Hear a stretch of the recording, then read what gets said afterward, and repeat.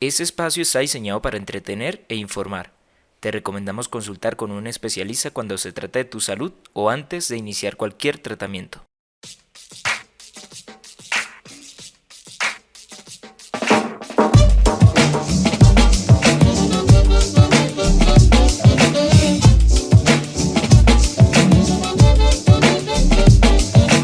Hola, ¿qué tal? Saludos a todos y bienvenidos al Sancocho, este Sancocho trifásico, ¿no? Con participación, con invitado especial. Así que bienvenido, Mario, ¿cómo vas? ¿Qué hay? ¿Qué más, Dairon? ¿Qué más, Manuel? ¿Cómo están? ¿Cómo me les va? Muchas gracias por esa invitación. Encantado de que tengamos hoy a Mario, porque esto ha sido también un anhelo y un sueño hace rato pensado, ¿no? Y querido también. Lo soñamos desde la infancia, Mario. Claro, y es que sancocho trifásico es sustancialmente delicioso. Sí, sí. Además, como es una autoridad de la salud, pues este sancocho queda más nutritivo, ¿sí ves? Más alimentado. Y con buena grasita también. Bueno, al menos si no hay grasa, al menos que tenga gracia. Algo debe tener este sancocho de hoy. Sí. Pues bien, Mario va a ser nuestro invitado de primera temporada. Esa primera temporada que ha estado cargada de historias, de relatos, de reflexiones conjuntas. Y en el sancocho hemos querido hacer eso y tener un espacio también para que no solo suenen nuestras voces, ¿cierto? Que está muy bien que escuchamos y que leemos a nuestra audiencia, pero también invitar a alguien.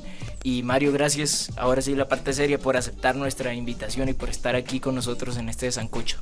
No, para mí es un privilegio, además que los he estado escuchando y pues me ha encantado todo, cada episodio me lo he disfrutado. ¿Cuál te ha gustado más, Mario?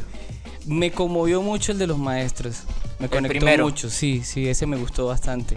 Porque emotivamente mueve fibras, sí, porque de pronto no son los mismos maestros, pero las situaciones sí trascienden, o sea, es transcultural, por así decirlo, de diferentes costumbres, todos espacios. Hemos tenido buenos maestros y maestros que recordamos con cariño, es cierto. Qué bonito, sí, qué bonito. Sí, es un lugar común, común. Sí, y la música, yo creo que un episodio de música con vos saldría muy bueno también. Ah, pues sí, esa será Hay chévere. que pensar la segunda temporada con Mario de invitado. Sí. Muy bien. Bueno, vamos ahora con nuestras secciones especiales y vamos a pasar a la noticia insólita.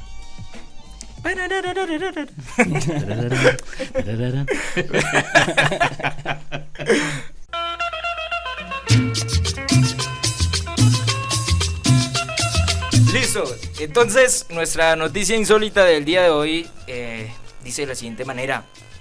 Una mujer en Cali se interpuso en la atención médica a su pareja, herido en un accidente de moto, al intentar obtener la clave del celular del hombre, justificándose en que él le había sido infiel con una vecina. Déjese de ser tóxica, le gritaron los curiosos a la mujer en la escena del accidente, mientras ella, en un ataque de ira, lo único que le decía al hombre era que le diera la clave, mientras hombres testigos del accidente le decían que lo dejara tranquilo cuando era atendido. Se escucha a una mujer respaldarla diciendo que le entregara la contraseña. Dele la clave del celular, désela, dijo una mujer solidaria en medio de la situación. La mujer sostenía que el accidente era una mentira y que el hombre estaba haciendo un drama porque no le pasó nada. Cuando el hombre es metido en la ambulancia, ella dice: yo me monto porque me tiene que dar la clave. ¿Cómo la ven? Justo para el tema de salud mental, ¿no? Tremendo. Además que serví muy bien para echar cuentos. ¿Te gustó el relato, digamos? Sí. Realmente no me pareció tan absurda la historia por el narrador, ¿no? Sí, la calidad de la narración. No, pues imagínate la escena. Pues es que es un extremo donde no importa la vida sino la información, ¿no? O sea, hasta dónde llegamos. Yo creo que es una situación muy compleja porque pues ella está interesada en conocer la información del celular, mucho más el estado de salud en que se encuentre su pareja, ¿no? Y da para un tema más, sino el verdadero amor, ¿no? Porque un amor que llegue a ese punto en el cual sea primordial saber o descartar una situación que es secundaria a algo que es tan primario como es la vida y la salud. O sea, si la persona está pasando por esa situación, lo último que uno debe pensar es más allá en la infidelidad, celular, en la clave y todo eso, pero bueno, sí, eso refleja el estado de salud mental de los colombianos, que estamos llenos de pasiones tristes, de celos, de desconfianzas en el otro, ¿no? Mira que nos adelantamos un poco a mi recomendado, pero luego vamos a hablar un poco de Mauricio García Villegas. Ese análisis que hacemos, esta reflexión, tiene que ver con la temática que abordamos el día de hoy. Es que vamos a hablar de salud mental y bueno, en un juego de eufemismo lo pusimos a jugar con el tema del cilantro, para entrar a abordar un tema al menos complejo. El tema de la salud mental, abordarlo a día de hoy es muy importante, pero también es bueno tener reflexiones, conversaciones serias acerca del cannabis y de cómo eso se relaciona con la actualidad. Y de otras sustancias, ¿no?, que se están empleando en este momento, que tienen ese carácter natural y que se están empleando en este momento para el cuidado de la salud o para tratamientos. Hace un tiempo leía a un médico de apellido Haddad que daba una definición de la salud de hace muchos años, que la OMS tenía una definición de la salud donde decía que era el estado integral de plenitud de una persona. Decía, a día de hoy, con esa definición, nadie es saludable, ¿no? Porque Sí. nadie, quien está en un estado de plenitud y de absoluto goce y todo el tiempo, antes sería enfermizo encontrar a alguien así. Atípico. Pero hoy el tema de salud mental tiene una vigencia particular. ¿Cómo lo podemos leer, Mario, el tema de salud mental a día de hoy? Bueno, y también tenemos la idea de que era entre la salud mental y el cilantro, ¿no? Que era el título del podcast. Es el título del Es el podcast. título del podcast, y por ahí es nuestra guía, porque el cilantro pues va a representar todas esas especies, sustancias que le van a generar unos cambios de percepción al sancocho, ¿no? Que en este caso sería nuestra mente. Y la salud mental, en el panorama actual, estamos en una crisis de salud mental, y más cuando el COVID agudizó no solamente por la enfermedad en sí, sino por las circunstancias que alrededor ocurrieron de confinamiento, de aislamiento social, y el temor por algo desconocido que enfrentamos todos. Y se ve en la consulta el aumento de estrés, de ansiedad, de depresión, de falta de sentido por la vida, o también de muchas obsesiones que quedaron, desde el lavado de manos constante, y también esas ideas de contaminación, ¿sí? Contaminación que las personas tienen esa percepción en diferentes circunstancias, que van a salir, no pueden comer tranquilos. O sea, su vida cambió totalmente. Sí, efectivamente. Y es que yo siento que fue una situación en la cual estábamos saliendo supuestamente de lo que Byung-Chul Han llama el estado inmunológico, es decir, el que el extraño, el de atacar el virus, y resulta que la pandemia vuelve y nos pone nos recuerda que el enemigo es invisible, que está por todos lados, que incluso ni siquiera las mascarillas ni el alcohol son lo suficientemente contenedores. Esto tiene que producirnos en lo más profundo del alma unos temores, y nos tiene que detonar unas situaciones que de hecho lo han detonado en ansiedad, en estrés, en una cantidad de situaciones que creo que se agudizaron a partir de la experiencia de pandemia. Yo recuerdo que la gente en medio de pandemia decía, con un poquito de esperanza, además yo creo que las utopías son importantes, pero la gente decía, después de la pandemia el mundo va a ser distinto, todos nos vamos a amar, nos vamos a abrazar, y esto va a ser, mejor dicho, el león y el cordero en la escena propia de esa pintura famosa. Pero no, es decir, pasó la pandemia, quedamos igual de enfermos, pero también igual de solitarios, y también tal vez un poco más enfermos en la salud mental. ¿Por qué, a pesar de que tuvimos diálogos muy serios en la reflexión en medio de la pandemia, por qué después seguimos aquejándonos y teniendo los mismos problemas, ¿no? Ya sin un COVID activo y sin mirar datos todo el tiempo? Sí, claro, lo que pasa es que hay unos impactos a nivel del cerebro donde se evidencia desde los más pequeños.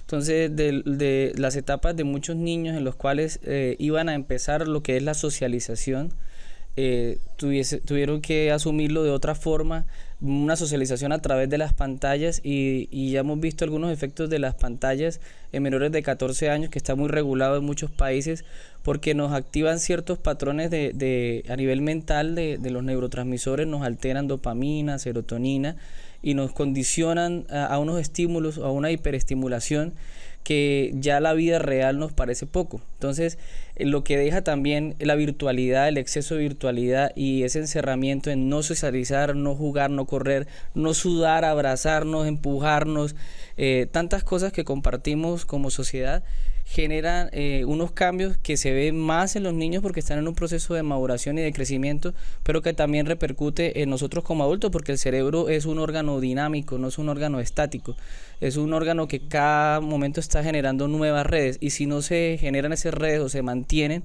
esas redes de bienestar, ¿sí?, de comunidad, de compartir, de sonreír, obviamente nos van a acarrear alteraciones ya a largo plazo, aunque ya haya pasado la situación. Y hay algo también que tiene que ver con, claro, obviamente pandemia disparó el uso indiscriminado de las pantallas, pero hay unos estudios que vienen desarrollando cómo en la mayoría de los casos, cuando las generaciones más jóvenes se crían más cercanos a las pantallas, están reduciendo la capacidad del lenguaje. Sí. Y esto es inquietante porque en la medida en que nosotros reducimos el lenguaje, también reducimos la realidad, porque reducimos la manera en cómo nos relacionamos con las cosas y con los entornos. Esto también va a hacer que entremos en un estado de rudeza, o si se quiere decir yo creo que ya estamos rudimentarios, ¿no? Nos volvemos más rudimentarios. Creo que es muy inquietante esto que está pasando.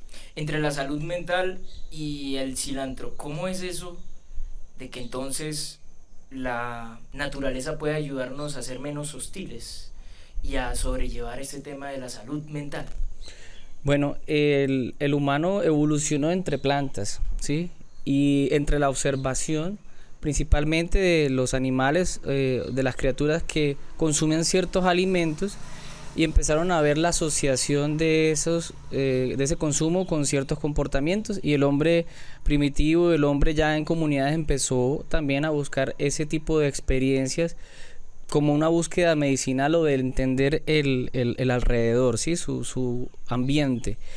Entonces tenemos que el uso de plantas va desde nuestros principios, desde cuando el humano pues empezó a ser humano.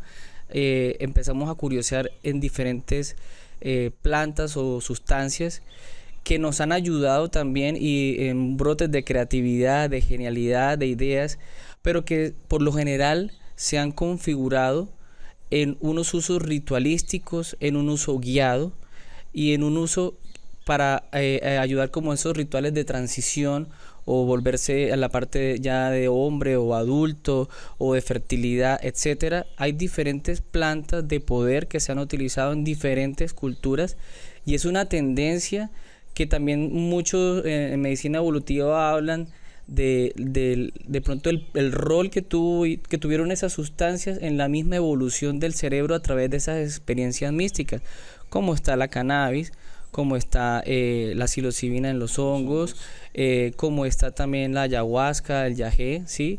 También como está el peyote en otras partes. Entonces son como las plantas poderosas que definen como enteogénicas, porque generan ser, ¿sí? Muchos las quitan de la categoría de psicodélicas y las ponen más enteogénicas, pero en general se acepta como sustancias psicodélicas que se han visto a través de toda la historia de la humanidad, que hubo un momento en el cual se prohibieron, y estamos ahorita en otro momento en el cual están diciendo, bueno, ¿cómo se usan adecuadamente? Y preguntas como, ¿qué potencial tienen terapéutico? Se han venido respondiendo esas preguntas durante las últimas décadas de nuevo. ¿Cómo podemos ayudar a entender a los jóvenes y a las personas que nos están escuchando y nos están viendo a través de YouTube, que a pesar de estos usos terapéuticos que tienen estas plantas, como el cannabis, como los hongos, que no son plantas, sino que son una parte exclusiva de la naturaleza, ¿cierto? Unos seres muy particulares, o como el tema del yagé y todas estas sustancias, ¿cómo podemos hacerle entender a aquellos que tienen curiosidad, entender qué es lo que sucede primero con la planta, qué me puede suceder a mí con el consumo, y de qué manera yo debo afrontar si estoy con la intención de conocer algo de esto? Bueno, lo que se ha encontrado es que el uso de estas sustancias a nivel de la experimentación, porque se han hecho muchos experimentos también en grupos, hacen comparativos, por ejemplo el uso de ayahuasca en diferentes dosis, los diferentes efectos, estudian la farmacología, cuánto dura, en qué receptores actúa a nivel del cerebro, qué neurotransmisores activa o qué vías. Entonces, por ejemplo, en la ayahuasca hay algo muy interesante en el cual hay dos plantas que interactúan y hacen lo que se llama una sinergia farmacológica, o sea que la una se potencia a la otra, sin una la otra no funciona, que es el Banisteriopsis caapi y la otra es la Psychotria viridis, que son los nombres científicos de la ayahuasca, el chagrón. Esas dos sustancias cuando entran al cuerpo lo que hacen en últimas es aumentar los niveles de serotonina, y esa experiencia por lo general que trasciende también las otras sustancias, puede que un poco variable la vía por la cual lo logra, en el cerebro nos genera una conciencia de lo interno, que es algo muy bonito que se ha visto en los estudios, la conciencia de lo interno, la revisión, el análisis, el mirar nuestra vida y poder reconstruir y transformar ciertas situaciones que han dejado huella en nosotros. Hay una activación del cerebro y una conciencia del momento, del presente, que a muchas personas pues los ayuda a sanar. También a veces a través de lo simbólico, ¿sí? A través de ciertas visiones o ciertas experiencias que por ejemplo en estrés postraumático se ha utilizado ya las microdosis y han visto buenos resultados con la psilocibina, que es el compuesto principal o psicodélico de los hongos que comúnmente pues se usan. Entonces, en el cerebro esto es un cóctel de neurotransmisores y una activación del cerebro que se asemeja a unos estados meditativos, que eso es lo más bonito, porque o también oníricos, son los estados del sueño, en donde hay una conexión y una activación del cerebro en proporción casi que general. Claro que hay unos núcleos en los cuales se desinhibe por lo general el lóbulo frontal, que es el que nos ayuda a condicionar nuestro comportamiento, la socialización, todos los límites. En ese sentido nos ayuda a desinhibirnos de muchas situaciones, nos quitan como esas barreras que nosotros hemos forjado a través de la regulación de lo social y de lo propio y de las mismas experiencias. Entonces ellos tratan como de inhibir esa parte un poco y se va un poco más también hacia ciertos niveles del cerebro un poco más antiguos o más por así decirlo, sí, primitivos, sí, esa es la palabra, que incluso hay algo muy bonito que hablaba Carl Jung en unas experiencias con los enteógenos o con psicodélicos, en lo cual él descubre ciertos patrones de los arquetipos, que él se preguntaba por qué habían patrones precolombinos que cuando una persona consumía yagé, sea de Australia, de Japón, de India, veía ciertos patrones o configuraciones geométricas y muy relacionados con lo precolombino. Entonces él hablaba de eso, de que hay unos arquetipos que están forjados desde lo más primitivo del cerebro y que seguramente los pueblos antiguos se han llegado a esas mismas visiones a través de ciertas plantas que nos llevan como a esos fractales también y a todas esas figuras en las cuales la gente ve. Entonces es un tema bastante interesante realmente, y en el cerebro pues producen una reacción tremenda que, bien estudiado, enfocado, puede tener unos usos terapéuticos importantes para la salud mental. Bien, ¿qué tal si pasamos a qué recomendarle a las personas? Es decir, en primera medida quisiera, como desde tu visión médica, ¿cuál sería el consejo para quienes nos escuchan y quieren saber acerca de esto? Bueno, lo primero es acercarnos a unas fuentes que sean veraces, ¿sí? En este sentido, si de pronto no tienen la experiencia o la capacidad a nivel de hacer una búsqueda investigativa y eso, sí buscar o asesorarse con profesionales, idealmente en salud mental, psicólogos, psiquiatras, médicos, que nos puedan orientar. Obviamente no todo el personal de salud tiene una visión en ese sentido, porque también es algo que se está reestructurando en la visión médica, pero sí buscar eso. Les recomiendo por ejemplo a los jóvenes, orientarse y no experimentar por experimentar, ni dejarse llevar por la presión social. La idea es que los jóvenes por lo general no prueben esas sustancias, ¿sí? Si no está una regulación adecuada, un acompañamiento, también una visión médica, porque está el riesgo también de trastornos mentales, ¿sí? De brotes psicóticos. ¿Qué tal si les decimos a los jóvenes lo que representa esperar la maduración cerebral para poder tener acceso a este tipo de sustancia, porque es importante que ellos lo sepan? Sí, claro. Por ejemplo, en el uso de cannabis se ha visto que en menores de 25 26 años todavía no está la maduración cerebral, y que sí puede tener unos efectos a nivel de trastornos de ansiedad y depresivos posteriores, o algunos predisposición a brotes psicóticos, ¿sí? Que es un pensamiento desorganizado, que ven, alucinan, hay delirios, bueno, etcétera. Entonces, obviamente hay que tener esa precaución, porque el cerebro no está madurado, no está preparado para eso, y obviamente la idea es que tengan calma, ¿sí? Tengan paciencia, el no abuso de las sustancias, sino el uso consciente, regulado y también autorizado, porque también hay que hablar desde lo legal, qué es permitido y qué no es permitido. Pues bien, entramos ahora sí ya a nuestras recomendaciones. No son médicas, sino más mundanas. Nuestras recomendaciones finales sobre qué leer, digamos, en medio de este tema entre la salud mental y el cilantro, que fue lo que tratamos de poner para conversar. Manu, tu recomendado. Bueno, mi recomendado es un podcast de Adriana Correa Vázquez. Ella es de Medellín, ella fue directora de Maloca. El podcast se llama Atajos Mentales. Es un podcast sobre cómo la experiencia del yagé le transformó la vida, y a partir de allí ella es una anfitriona que recibe constantemente invitados para hablar temas que tienen que ver con la psicodelia. Muy interesante, yo lo he escuchado y realmente es un muy buen recomendado.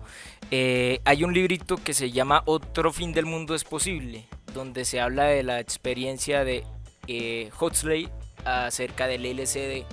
Es muy interesante, lo escribe Alejandro Gaviria. Él habla de su experiencia. Incluso hay un podcast de Atajos Mentales que aborda la temática. Pero también quería hablar de Mauricio García Villegas y el libro El país de las emociones tristes, porque esto se trata también de cómo históricamente nuestras emociones han estado presentes. Es decir, no somos seres racionales que se emocionan, sino seres emocionales que a veces razonan. Eso. ¿Puedo dar un recomendado? Claro, man. Sí. Bueno, hay un libro que me ayudó mucho cuando estábamos en fase de investigación en psiquiatría en la Universidad de Antioquia. Y es de un autor que se llama Joseph Ferigla, que es un antropólogo. Joseph Ferigla, se llama Al traluz de la ayahuasca. Entonces él trata de contextualizar el uso de la ayahuasca desde las comunidades Shuar del Amazonas, los usos que tenían inicialmente y que lo siguen teniendo, que fue muy bonito leer ese libro, y ojalá lo puedan adquirir, porque realmente es una visión un poquito más amplia y más original del uso de este tipo de sustancias. Entonces los invito también a leer a Joseph Ferigla con Al trasluz de la ayahuasca. Gracias, Mario, por acompañarnos y por darnos luces y por estar aquí en el Sancocho. ¿Cómo te pareció? No, chévere. Muchas gracias por la experiencia, y yo le había dicho, bueno, por ahí tienen que invitarme algún día, y bueno, se cumplió.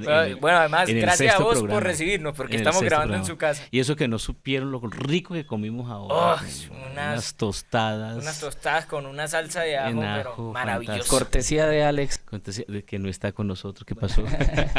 Muchas gracias a todos por acompañarnos, por seguirnos en esto que es el Sancocho, y nos vemos en una próxima ocasión. Chao. Hasta pronto. Chao, hasta luego.